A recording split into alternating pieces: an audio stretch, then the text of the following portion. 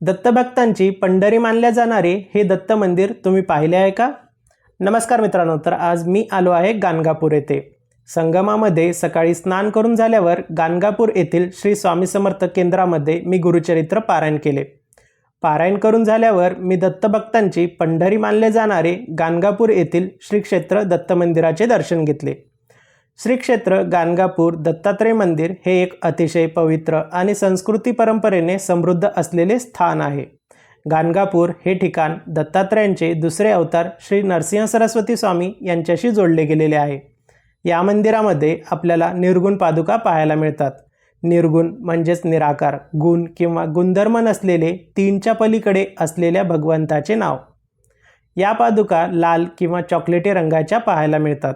असे सांगितले जाते की श्री नरसिंह सरस्वती स्वामी अवतार कार्य संपवताना श्रीशैलम येथील कर्दळी वनाला निघाले, तेव्हा त्यांनी या पादुका या ठिकाणी ठेवल्या. निर्गुण पादुकांनी सुशोभित झालेला असा हा निर्गुण मठ आहे, जो निसर्गात आणि देखाव्याने अतिशय अद्वितीय आहे.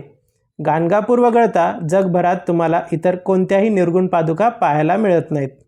संध्याकाळी दिवे लागल्यावर 7 ते 9:30 पर्यंत श्री दत्तगुरूंची पालखी निघते. गाणगापूर येथील हे सुंदर मंदिर तुम्ही पाहिले आहे का? कमेंट करून नक्की सांगा. चला तर मग पुन्हा भेटूयात आणखीन एका नवीन ठिकाणी. तोपर्यंत जय शिवराय.